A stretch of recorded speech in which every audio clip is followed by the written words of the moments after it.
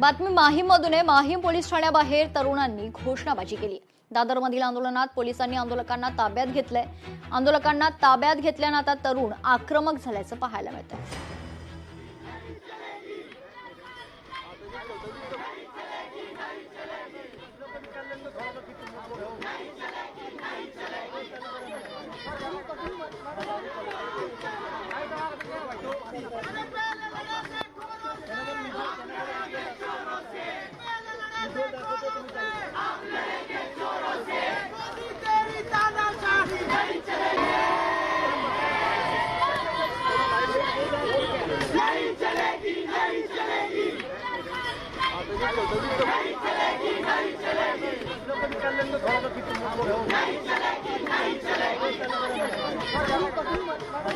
ही दृश्य मुंबई माहीम मधली आहेत। माहीम पोलीस ठाण्याबाहेर आता तरुण हे एकत्र जमलेले आहे, जोरदार घोषणाबाजी करतात। दादरमधील आंदोलनात पोलिसांनी काही आंदोलकांना ताब्यात घेतले आणि त्यानंतर आता आंदोलकांना ताब्यात घेतल्यानं तरुण चांगलेच आक्रमक झाले। दिल्लीतील सोनम वांगचुक यांच्या उपोषणाला समर्थन देण्यासाठी आज दादर चैत्यभूमी परिसरात तरुणांनी आंदोलनाचा प्रयत्न केला होता।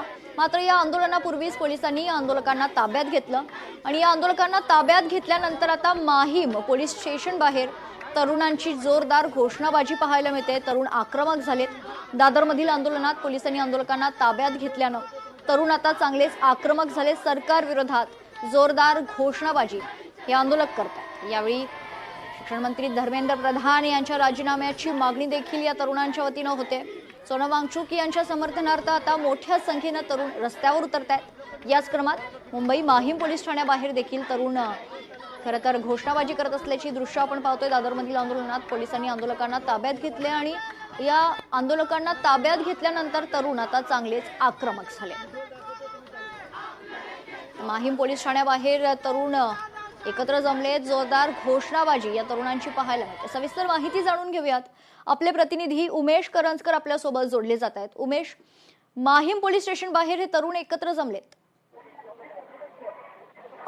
आपण दुपारपासूनच पाहतोय की दादर चैत्यभूमी सगळ्या परिसरामध्ये जे आंदोलक आहेत ते आंदोलक आले होते। मात्र त्या सर्व आंदोलकांना पोलिसांनी ताब्यात घेतलं आणि त्या ताब्यात घेतल्या पोलिसांना माहीम, माटुंगा आणि सायन अशा पोलीस स्टेशनमध्ये जे आहेत ते नेण्यात आलं होतं। मात्र आता मी माहीम पोलीस स्टेशनला आलो आणि इथे ज्या आंदोलकांना ताब्यात घेऊन इथे आणण्यात आलं होतं त्यांनी जोरदार घोषणाबाजी पोलीस स्टेशनमध्ये सुरू केलेली आहे।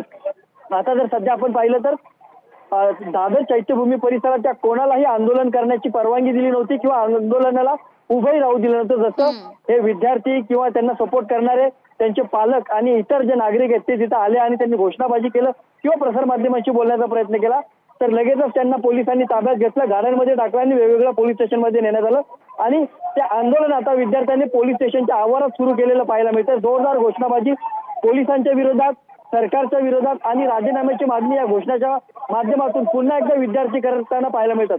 म्हणजे दिल्लीपासून जे आंदोलन सुरू झालं होतं ते मुंबईच्या गल्ल्यांपर्यंत आपल्याला झाले होत असलेलं पाहायला मिळतंय। त्यामुळे हे आंदोलन अजूनही चिघळणार, देशभरात राज्यभरात हे आंदोलन वाढणार। त्यामुळे केंद्र सरकार आता नेमका काय निर्णय घेते याकडे सगळ्या विद्यार्थ्यांचं लक्ष आहे।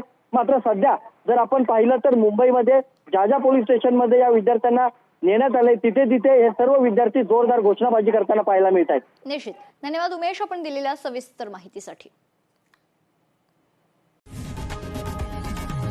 लोकशाही मराठी ऐका, पहा, जागरूक रहा।